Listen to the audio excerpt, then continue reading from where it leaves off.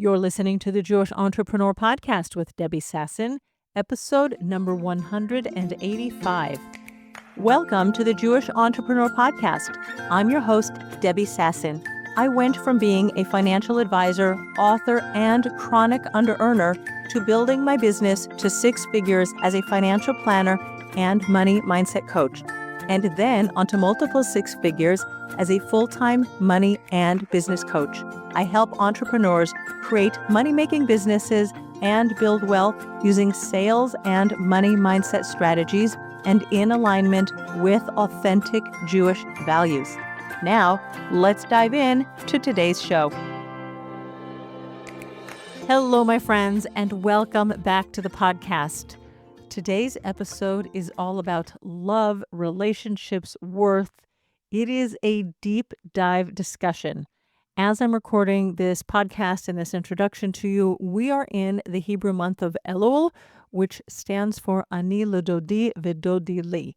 It is the weeks right before Rosh Hashanah, the new year, and we know that God, Hashem, the King, is in the fields, right? I am my beloved and my beloved is mine. It is all about us creating an epic relationship of love with our Father in heaven, with God, with our King.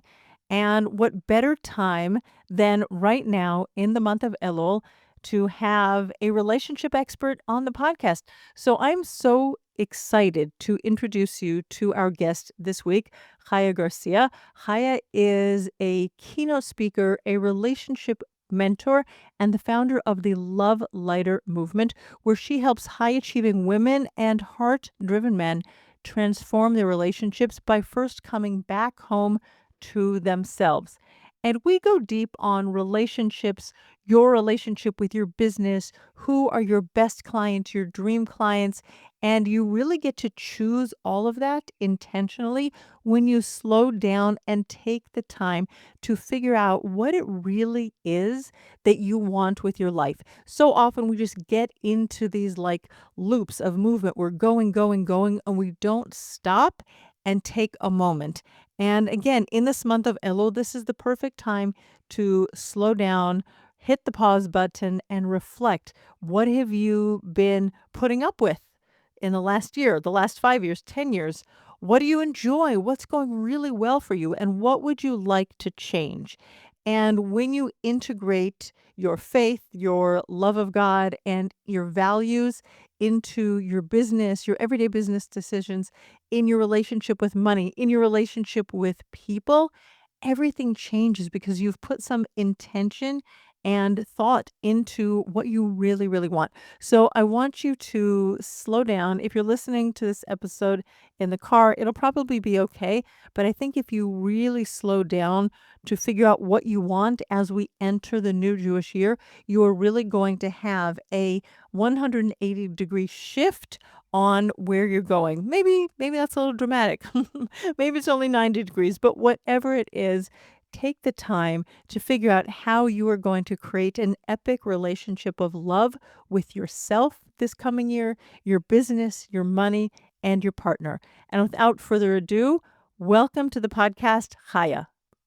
Thank you so much, Debbie, for having me here. It is such an honor and a pleasure to be a part of your podcast and help your audience connect with themselves, with God, and to make a lot of money to heal the world. Yeah, let's do it. So why don't you introduce yourself? I gave you obviously a very fantastic welcome, but share with our listeners today exactly who you are, who you coach, and how you got to the business Epic Love Coach. Like, that is an epic title. I've never called myself an epic business coach. So let's talk about it. Yeah, so thank you so much. My name is Chaya Garcia. I go by the Epic Love Expert. And just to start off early, if you need help in your relationships, you can find me on Instagram at Epic Love Expert.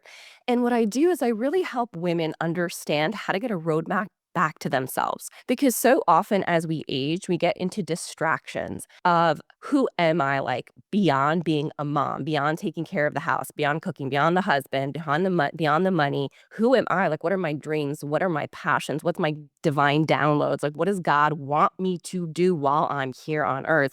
And I love that we're in Elul because Anila Dodi Vidodi Li is all about loving Hashem and knowing that Hashem loves us without needing to be amazing. Like, he's not like, you have to be worthy of coming into my castle and then maybe we can have a meeting. He's like, I am with you in the park, in the field. Like, I am where Yes. you're at. So you are worthy of only good. That is fantastic. And how did you come to this kind of work? Like, I know you used to live in Israel. Now you live in Atlanta, if I'm not mistaken, right? And what kind of coaching or expert were you? I know you've evolved. We all evolve as we grow and do our work. But when you were living in Israel, what were you doing specifically while you were here? I'm a relationship expert. So I basically help women learn who they are, what they want, how to have relationships that are from to epic. And there really are formulas, there really are behaviors, and there really are skill sets on how to love yourself, as well as how to see unhealthy signs in the beginning of relationships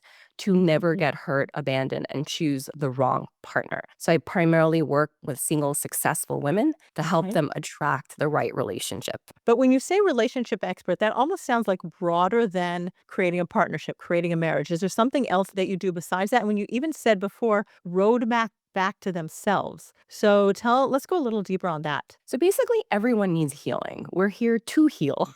Okay. And a lot of us have false and limiting beliefs that if we have had something bad done to us, or a bad childhood, or we've done things that aren't good, that we are somehow less worthy, that we are somehow less deserving, that we are somehow less good. So I do work primarily with women to help them get the right relationship, let's say in marriage, like let's say dating. Okay. But the truth is, we're always in relationships. And if you don't know how to love yourself and how to see unhealthy behavior, like how do you see addiction on the first date? How do you see active narcissism on the first date? And the issue with it, I know this is a money podcast and we'll stick there, but most people that you go to don't have the education of what addiction and codependency and narcissism looks like. So very often the wrong advice is given from a good intention. Like to just keep going. Maybe it was the person was nervous, maybe something like that. And then what happens?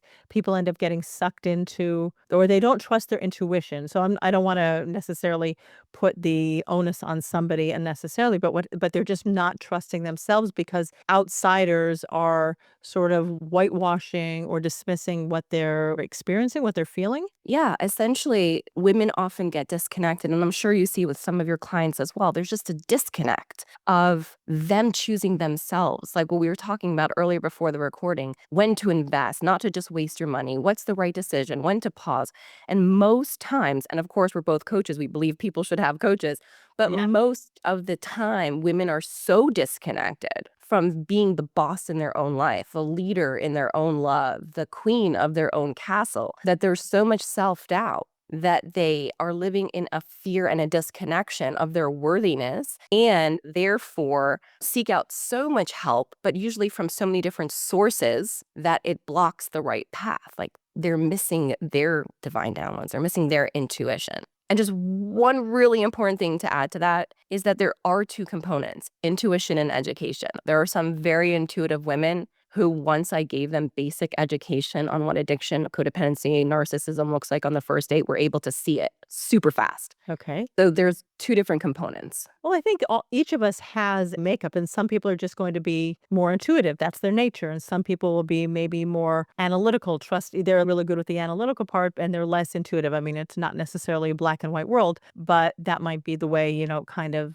spreads out. But I want to go back to what you said about the relationships and the relationship with self, because again, we brought in Elul, Ani L'Dodi V'Dodi Li, and even like Ve'ahavta l'reacha kamocha, right? Like like love your neighbor as yourself, like loving yourself first, right? And understanding, having that relationship Yes. with yourself. But Why are women, because you sort of almost said it was like in a blanket statement, why do we have that challenge to trust ourselves in whether it's a relationship, building a business, doing something like, is it nature versus nurture? Is it we've been, just told by people, parents, school teachers, I don't know, like, no, how does it even happen? I think it happens primarily in school systems as well as in homes. So the school systems were created by Rockefeller to be very militaristic and kind of diminish a person's autonomy. Like it was when there was a school that was developed, there weren't always schools like we have now, even in the Jewish and from world, it was designed to diminish someone's autonomy. So you have to raise your hand just to go pee. You have to sit down and shut up until it's your turn. You have to have lots of levels of respect where you can't really be yourself if it goes out of line. It's very militaristic. And then in homes, women and men don't often feel secure enough with pain. So when pain shows up in their home, let's say between spouses with the kid is yelling, they don't know how to hold space for the child. They're like, stop crying, not a big deal. I'll give you the candy. And there's so much dismissal of the self and of natural healthy expression, especially pain and negative emotion, which is a normal part of being a human, Yeah. that we've been trained to just shush our inner voice because it's not really given a space to be heard and held. It's very interesting when you talk about the militaristic school system because that discipline is also so necessary. Like there has to be the right boundaries. Like we can't be all robots, military, and whatever too much self-expression, too much being, loose, not having guardrails. I mean, both of us live a Torah life. We have rules, we have mitzvahs, we have guardrails, we have the things we do, we have the things we don't do. And that's supposed to help us create the best relationship with God, the best relationship with ourselves. So it's not just do whatever you want to do, right? There has to be that balance of do it like this, be very disciplined, get up in the morning, you daven shachris, you do this, you do that, you wash, you say your brachas, you say your over your food, right? There is a system, but then there has to be the flexibility within the system and maybe in the educational system because there's so many kids in one classroom, certainly here in Israel, right? Just more, it seems like more discipline, more military is the way to try to keep, 35, 40 kids in order. Yeah, I mean, one is there's a difference between structure and boundary and unhealthy discipline. And also, even in all of the beautiful laws that we have, there's Ivdu et Hashem b'simcha. Like how many women, lost their minds from children. And according to the Torah, you cannot take birth control. And every other woman that I know is on an IUD. So it's like, yeah, there is laws and 100% we're meant to keep them. And the Torah is the most beautiful blueprint for true connection and finding calm in a chaotic world. However, there is a component of Ivdu et Hashem b'simcha, that you're supposed to serve God with joy, which means the only way you can truly have joy is when you are in so much pain and someone doesn't diminish it. And in school, you don't have the space to have a hard day. You don't have the space to take a nap. You don't have the space to be out of line. You don't have the space to be different. And it's very detrimental. I mean, obviously, I'm not a huge supporter of the current school system, but I hear that. I'm actually one of those kids who thrived in school and thrived with the rules and thrived with discipline.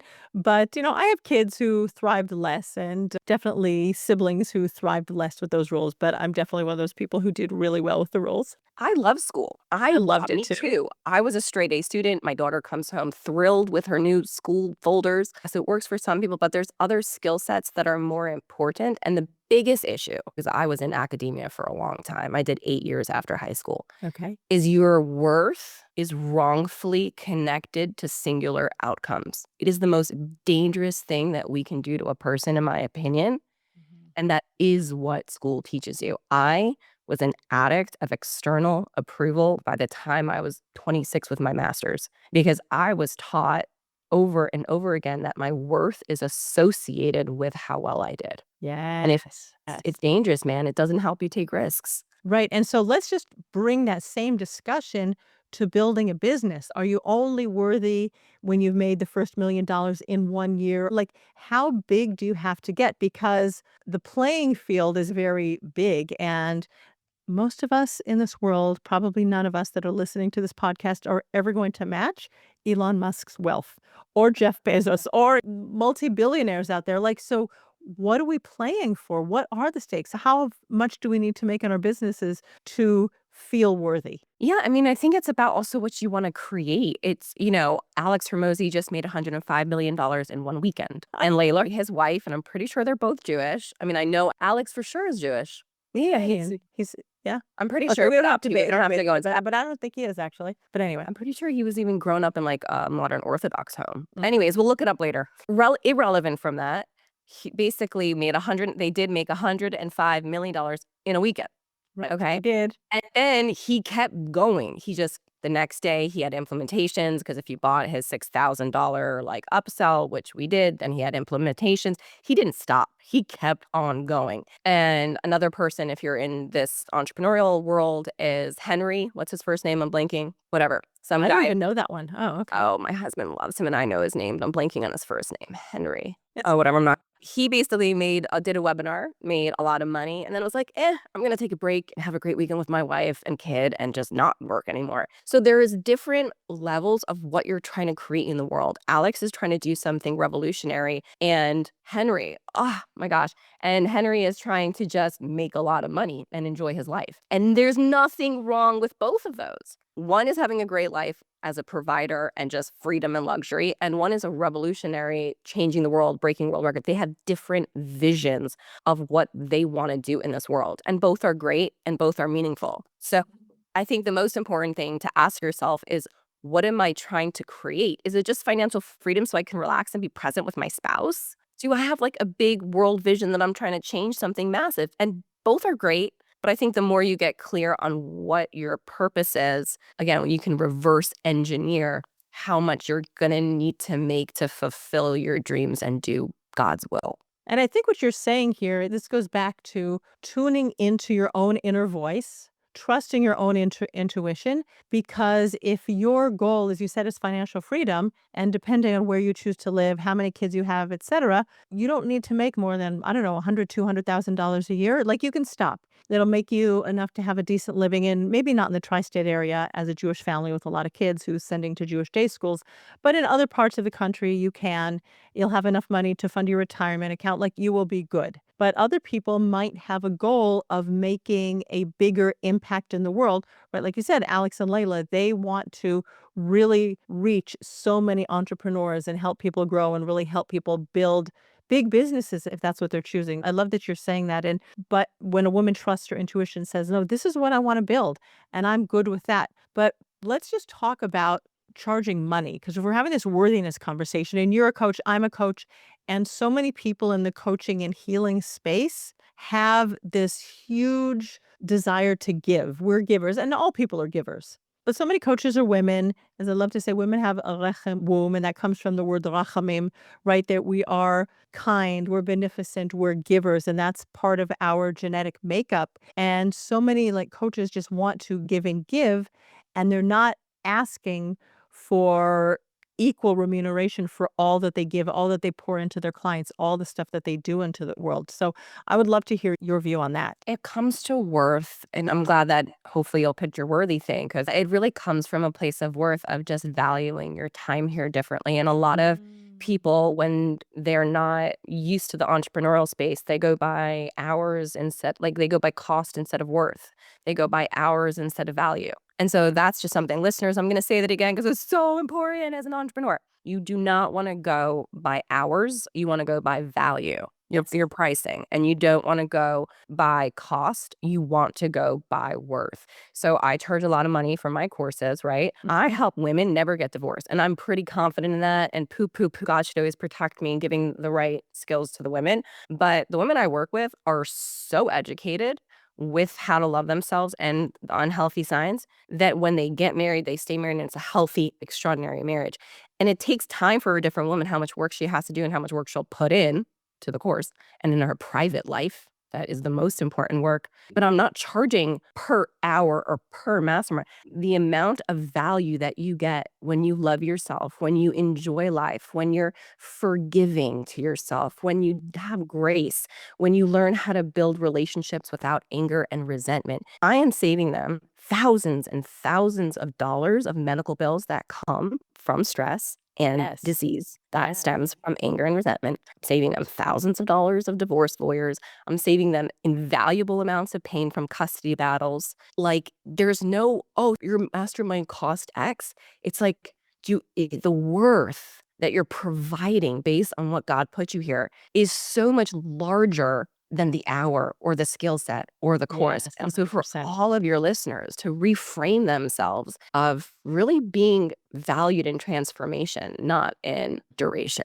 And there really isn't any value that you can put on that. Like, you can throw in like how much they're saving in medical bills. You can talk about, well, if you were going to get divorced, right, God forbid, right, the right thing, wrong thing, whatever, like, you're saving all the divorce bills. But it is hard when you think about today they're working with you in your mastermind and you're going to work with them. You're not going to work with them. They're going to take the skills and what they learned for the next 20, 40, 60, like 80 years of their life. There's no way that you can have like a price tag on that. If I look at it just financially, the future value of all of the worthiness that they believe in, the self-love, there just is no price on that. So the work you're doing is beautiful. Is that part of how you decided to take off time when you had your kids? Like, you're like, I'm worth it. Like, what went into that decision making? Because so many women, their family has a financial need. And if they're running a business and, many of my listeners, their husband might be in Colel or he's doing something else, or the family might need two incomes. How did you decide, I'm going to press pause for like 5, 6 years? How many years were you out of the workforce? Was it? About that. Yeah. So you decided to press pause on your business. And how did you make that decision? And you and your husband come together and said, yeah, we're going to just like figure out how to float our family while you're spending time with the kids. Like, not that you don't spend time with them now. So the truth is, I'm a bit of an anomaly in that respect, but I encourage everyone to do this. Design your life. Like, yes, I'm a relationship coach. Yes, I'm a relationship expert. But I really, if there was a term for it, I'd call myself a love life designer. Because most people don't design their life. They are reactive, they're hopeful, they're optimistic, they go outside of themselves for advice before inside and to God. And so they don't really know if it's even the right advice because they haven't designed their life to see if it fits what they want, who they are, what their values and visions are. So if you have a value and a vision of creating a multi-million-dollar business, you can have the best, most holiest neighbor, but if they've only made like 70K a year, sweetest heart, probably the wrong advice. Why? They just don't have the skill set. And so a lot of times people, again, sweet advice, sweet intentions, wrong advice, and the people who go to them, the women who go to them, don't have their designed life planned out or thought about to see if the advice resonates, right? Like, we all have an intuition, we all have a Hashem inside of us. We're all created, B'Tselem Elokim. So like, we have a part of Hashem that truth, when it's right for our neshama and our purpose, resonates. But if you don't know, you haven't taken any time, you can't hear yourself enough, and it can get very confusing. So in answer to your question, I designed my life way in advance. So I was an extraordinarily picky dater. I only would date certain type of men. I would not date any man who did not have a job that can completely support me during postpartum. I did not want to send my kids 6 weeks or 8 weeks or whatever to daycare. It was not something I was willing to accept. I'm a big believer, and there's lots of other people who support this, in having a list and in having non-negotiables. And so I made sure when I dated to date someone who can only financially provide for me when I was not working with my babies. Because if my whole thing is to create healthy homes and healthy love, then working and neglecting my children was so against my vision and nature and purpose. So I intentionally planned way before I even got married that when I do get pregnant, I'm going to start taking time off. And when my youngest baby is 3, I will restart my company. And that's what I did. Okay, I love how intentional you were. And if I think back, I'm like, I'm So not you're- sure if that helps anyone, but Yeah, plan listen. life. you know what? Many of us enter marriage younger. Now, I didn't. I got married at 26 and a half. I love it. And the half is really important, okay? It was actually closer to 27, but only by like a couple weeks. But never mind. But I also grew up, I'm like 62, so I'm like 20 years older than you are, something like that, right? Yep. I grew up, went to college in the 1980s, right? You probably weren't, were you born then? I was born 87. There you go. Okay. I had already graduated college by the time you joined the world. So I was on the forefront. I went to Smith College. So Betty Friedan, the feminine mystique, like women, we were just like out there doing it all. It was that generation of women go to work on Wall Street. I did not wear a tie like men, but that was the style back then, wearing the ties like the men.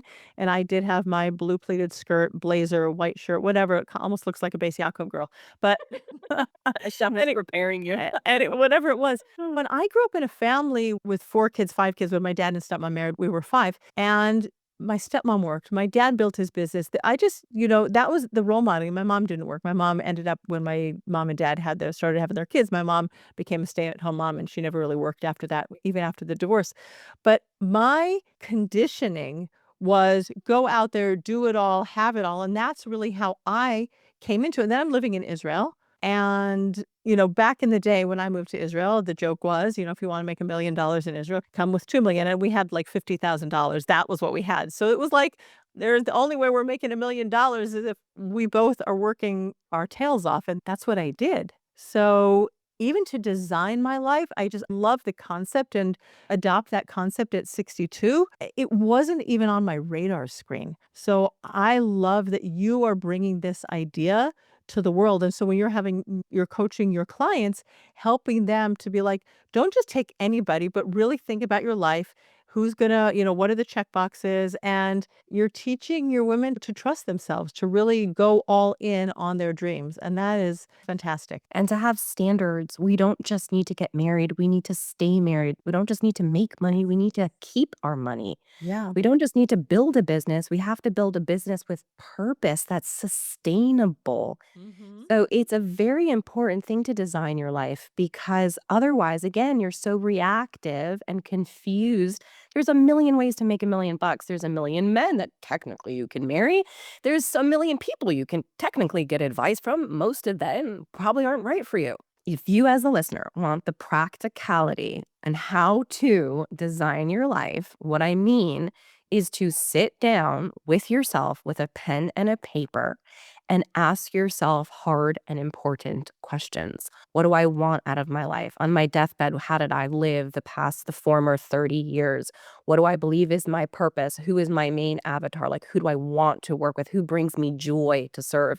Should I leave my current job? When do I feel it's right for me? What is my biggest fears? And you sit with yourself alone. You bring a cup of coffee or water and you write and you engage in proper communication with yourself and Hashem and get to know yourself deeper. Because if you keep calling up your mom, your rabbi, your best friend, or your uncle, like they're not going to know the truth inside of you. And that is the practical application of designing your life. What matters and sitting alone with yourself with a pen and a paper. Because scientifically, there's a lot of research. With your hand, writing is a much better way to connect yourself and get accurate information than like typing or texting. I'm so on board with the writing. I tell my people all the time, write, write, write. I mean, as a second best, you can put it in a Google Doc, but you also won't remember it. And things just flow when you're actually writing. So I'm definitely on board with that. And those are hard questions. I think you only gave us 3, right? What do you want when you on your deathbed, the last 30 years of your life? What do you want people to say about you? What do you want to have fulfilled in your life? And what was the third one? Just remind our listeners. I mean, there's a million, but like, what's your biggest fear? What do you think is holding you back? Who's the most toxic person in your life? If you were to change 3 things tomorrow, what would they be? If you weren't afraid of failing, what would you go after? If you weren't afraid of what other people thought of you, what would you pursue? What brings you the most joy, even without thinking guilty thoughts? Like, and you just hear you and you get to know you. And then you design your business, your love life, your work. Those are excellent questions. I think I'm gonna because you brought in Alex and Layla Hormozy, like, one thing that Alex says over and over again is like, "You're gonna die." Yeah. Right, you talked about that fear of failure. We all know where we're going, right? Like, just do the thing. Jump. build, do the thing, that thing that is on your heart, that thing that when you figure out what your purpose is by sitting down and spending time with yourself. And I feel like it must be more than a cup of coffee. I'm kind of thinking like a gallon, to get me to keep going. But like just do the thing. And I think what that brings us around to that, like that fear of failure and build and just like overcoming it and just do it. Take the risk, do it. We talked about this before we pressed record. We talked about reinvesting in our businesses, right? Because there's so much fear. There's so much, how can I reinvest? How much money do I need to pour into this business? And what I've seen with people, because their families need money, and I'm not saying it needs to come from the business, it can come from a bank loan, it can come from a credit card loan, it can come from a family, withdraw it from your 401k. And I'm not giving coaching advice to anybody here, but what I see is people strangle their business, the growth of their business, because any money that comes in, they're taking to pay their bills, the electricity bill, school fees, shoes for the kids, even a new wig, whatever it is. They're like, I need this. So they suck the money out of the business, and it really stops that business growth. And being willing to like take that risk and reinvest is such a huge thing. And I know that, and you and I have talked about this. So talk a little bit more to me about how you and your husband, because we've talked about it and he's on board. And I know you guys are like investing a lot into your business and trying out a lot of lead magnets and funnels and things like that. So let's have a conversation about that. I think your business has to be connected to a purpose greater than yourself Mm-hmm. for it to be sustainable. So if it's all about you, then you need the next sheitel, or you need to look good at your friend's bar mitzvah, whatever. It's important to you. Like, but at the same time, if you're really going to build a business, you have to have a value, a spectrum. Right. You have to have a purpose that's bigger than you. Right. So then you need to then assign value to how much it grows. Like for me, my vision and purpose is so much bigger than myself. It's for babies to be born during my lifetime and after my lifetime into healthy, stable, peaceful homes. That means when I don't feel like doing it, when I feel like giving up, when I feel like a failure, when I feel like it's too hard, there's something so much greater than I feel to propel me forward. And I also had that with when I was dating. My vision was to have a daughter born into a healthy home and never go through what I went through. I'm a child of divorce and a lot of quackiness. And so I could have gotten married much earlier. But I was like, there is no way all of my pain is worth this individual, or that I'm going to release my purpose for my daughter to have the best life even before she's born, to just get married because I so badly crave, to be married already. So everyone wants money. Money's huge. It's a resource, but it's also an energy of an exchange. So when you reinvest in your business, it has to be attached to a purpose. If it's just to make money, it just doesn't give you enough gumption and grit to keep going. So reinvesting in your business, assign it to a value system of what you're trying to create in the world. And it could be just be present with your children. It could be just be present with your spouse. It could be just like have calm when your kid to go travel with your family. It doesn't have to be like save the world, Mia Hermosi status, but it could, and it needs to be something bigger than you, so that I'm just curious if it has to be like that for everybody. Is that something that is specific to women? Because, and I know like Elon Musk has his goal of colonizing Mars, right? So that's his goal, right? Jeff Bezos has Amazon, but is there such a purpose fueled goal with Amazon? Is it really to provide people with consumer products as quickly as possible? And that fuels all the decisions. I actually, haven't read his memoir, but biography or anything like that. But like, because I'm thinking like I grew up again a little bit before you did with pet rocks, right? Somebody was selling, right? You remember pet rocks? Like, Yeah. that is not a very mission driven business selling pet rocks. Yes, you're gonna like that has to be like an interesting idea that is a money maker. Yeah, but you're still making money for something. Why are you making money? So not how you're making money. You can sell pet rocks. You can sell socks. In Shark Tank, the Yeah. number one product that sold the most out of all of the products on Shark Tank are socks. So it's not about what you're creating, that it's like colonizing Mars or saving babies or helping people make billions of dollars. It's what are you going to do with your money? Like, what is that money energy that you're retrieving or accepting into your life for? Does that make sense? That it's not about the product, but about the purpose, meaning like I'm sure you're not taking your money and I don't know, just buying 4 yachts or whatever. Like you're not thinking so superficially that it's only just for some superficial thing.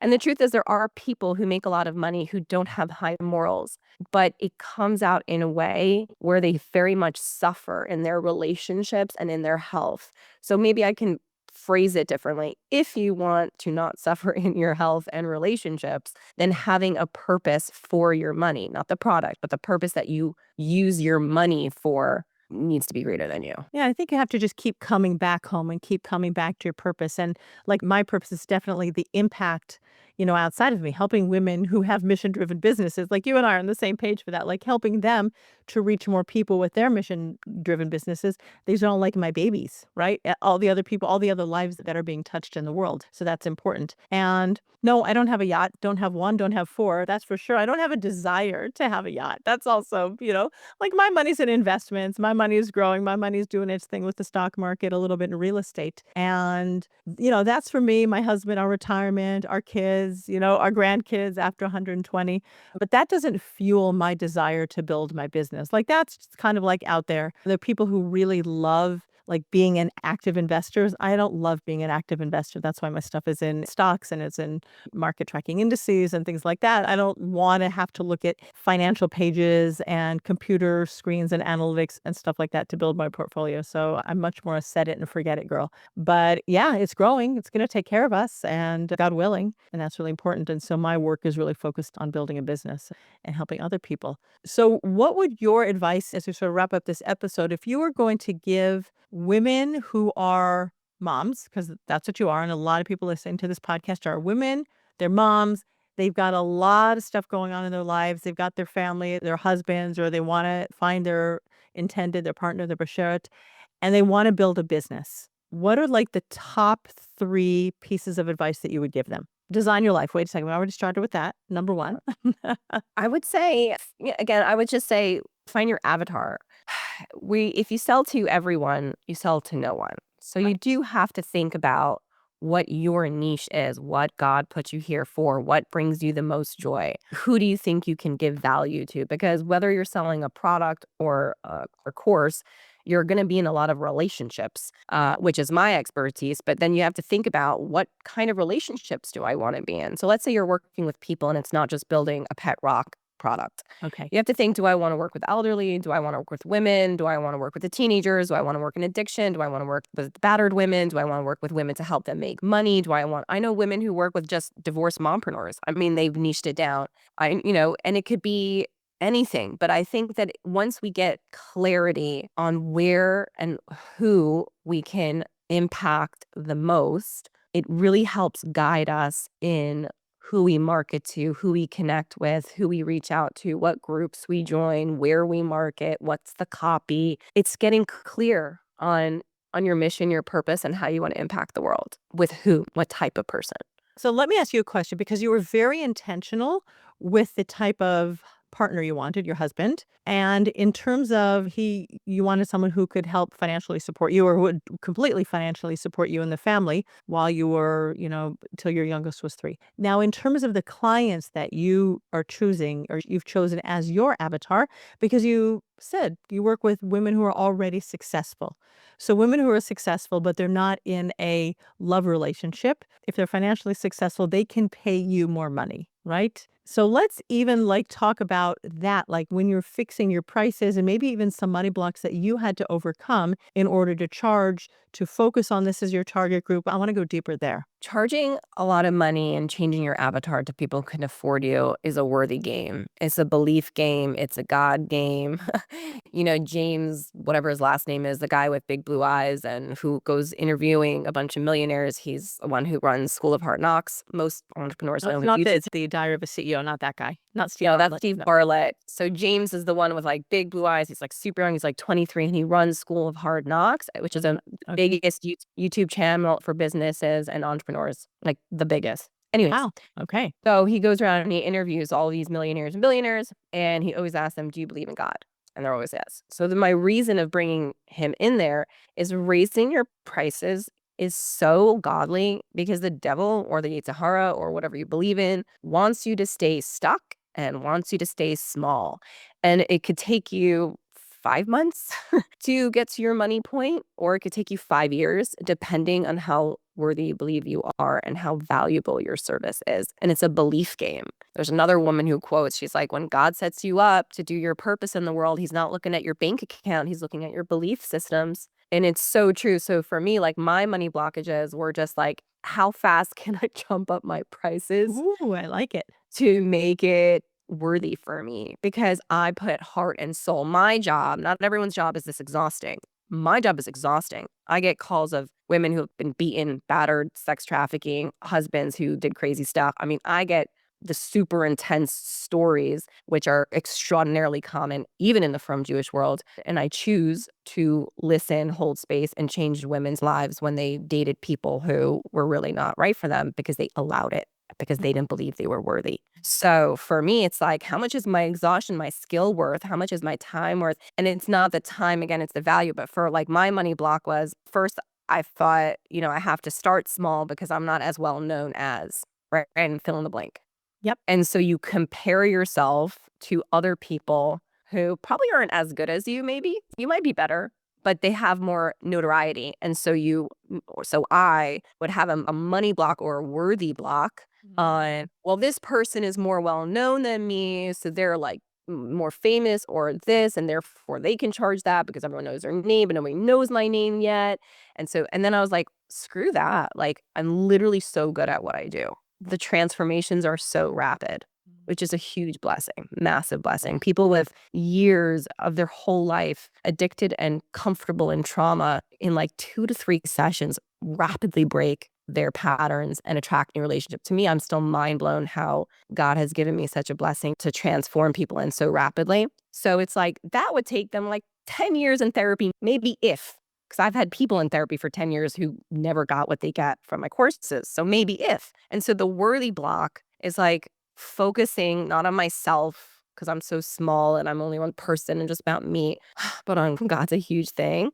And the transformation that I can give them, and also what I need the money for. Your business will not survive if you do not have consistent revenue. So if you want to create rocks or save people, you can't do any of that without enough consistent revenue. So it's like systematic. It's like godly and then practical systems you need to survive. Oh, I love that. So you've chosen your avatar intentionally, understanding who you can serve, and you have overcome your own money blocks in order to do that, to see how fast you can rise. And I love that so much. And you brought in God. So I want to go deeper on this, especially because, again, it's Elul. We're developing a relationship. The king is in the field. How do you bring God into your business? Hashem is only love. For everyone listening, Hashem is only love. If you have a negative thought, a doubtful thought, an angry thought, a negative self-talk thought, you're not good enough, you're not rich enough, you're not strong enough, you're not thin enough, you're not pretty enough, that's the devil, as I like to say.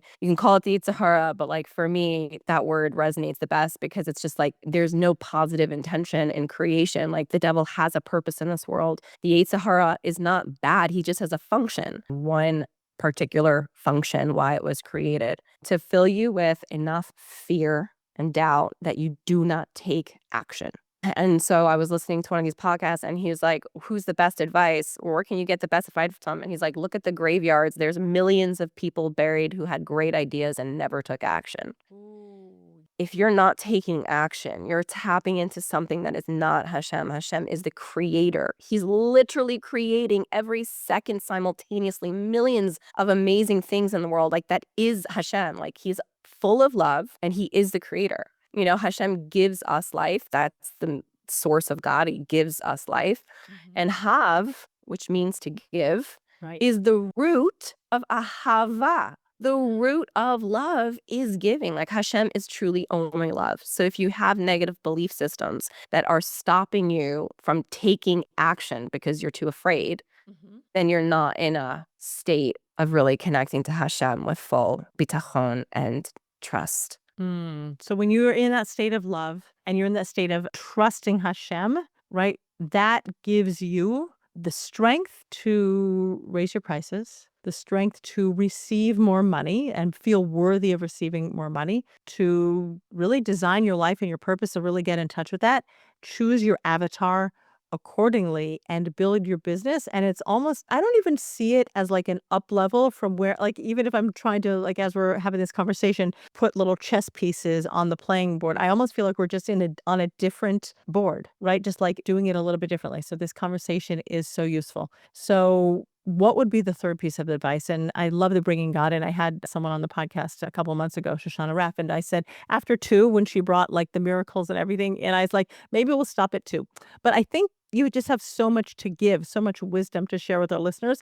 So I'm going to push you for one more thing that people, women, moms need to focus on as they're building their mission-driven businesses, especially now, especially in LL. What would it be? So I'm asking Hashem for guidance because I really want to be able to serve everyone in the best way. The one thing that came to me when I'm like asking God as you were speaking is get to your next failure faster. Ooh, yeah. We're so afraid to fail, we don't take action. We're like, well, what if they don't pay me? What if I make a mistake? What if the funnel doesn't work? What if the ad doesn't work? What if my husband thinks it's stupid? What if my friends think I'm stupid? Like, again, the devil says don't and like wants you to stay small and not take action. So, in continuation to that, get to your next failure faster. Failure is, as Sarah Blakely coined it, only not trying. It's not about the outcome. It's the fact that you didn't take action. And so for me, that was a big thing. Like, I never wanted to screw up, especially because I was in academia for so long. I want the straight A's. Someone tell me I did a good job, Yes. I pat you on the head, give you a gold star. I got a review for my book the other day, and they give you like numbers for like different sections of your book. And the voice was 100. And I was like, I got 100 on voice. I was like a kid in school all over again. So for me, what blocked me was like, I don't want to make the phone call. I'm going to screw up. I don't know what to say. I don't want to call leads cold. I don't know what to say. Like, and the truth is, there's still so many blocks inside of me that says, well, I don't know how to do it right. So I'm too scared and I'm not going to do it. And I still have to go through that all the time, thinking, Yeah. this isn't about me. You've got to put in your reps. Skills are not because you're bad at something. It's just because you haven't done it enough. And so everyone's like, I'm not good at making phone calls. I'm not good at sales. I'm not good at fill in the blank. Like, girl, it's not that you're not good. You just haven't put in your reps. You just haven't done it enough. Exactly. So get to your next failure faster. Yeah, I love that so much. And Bill, I just say business is you're either winning or learning, right? It's not a failure. It's just something that you tried. It didn't work out yet. How many times did Edison try the light bulb, whether it's 10,000 or 1,000 or whatever it was? Just tried a bunch of things that didn't work. But it's the more you just keep at it, it's going to work. Trust God. Go design your life and love yourself all along the way. And we're going to share, you have a beautiful, lead magnet on seven steps for loving yourself, building a relationship. And it's also so appropriate for LOL, for your relationship with God. Just when you create a beautiful relationship with yourself, everything else is going to just be a completely different relationship. And we'll go into the new year really shining. So, Yeah. Chaya, thank you so much for being on the podcast. I am so glad that you were here. And I look forward to all of our listeners tuning in next week on the Jewish Entrepreneur Podcast. Thank you so much for tuning into today's episode. There is such depth in the conversation that we had around worthiness, around receiving, around opening ourselves up to really believing what's possible. And if that resonated with you, that message that Chaya and I spoke about on the podcast, I just want to give you a little bit of a heads up that I have something new coming in my business that has everything to do with worthiness and you deserving more money, you deserving really to design your business and your clients, etc., the way you want to. And if you are not yet on my email list, I suggest that you go to my website, debbiesasson.com/newsletter, and get on the email list so you are one of the first people to find out. Or if this is the year that you transform your relationship with money, go and download my Money Mindset Workbook that is available to you for free on my website, debbiesasson.com/mindset. And I look forward to seeing you next week on the Jewish Entrepreneur Podcast. Bye-bye for now. Thanks for listening to the Jewish Entrepreneur Podcast. If you want to stop underselling and under-earning and close more sales, you need to clear the limiting money beliefs that are sabotaging your business growth. Head on over to debbiesasson.com/mindset and download my free Money Mindset Workbook. Uncover and dissolve money blocks like hundreds of other entrepreneurs who are now building 6, multi-6, and 7-figure businesses and creating true financial freedom.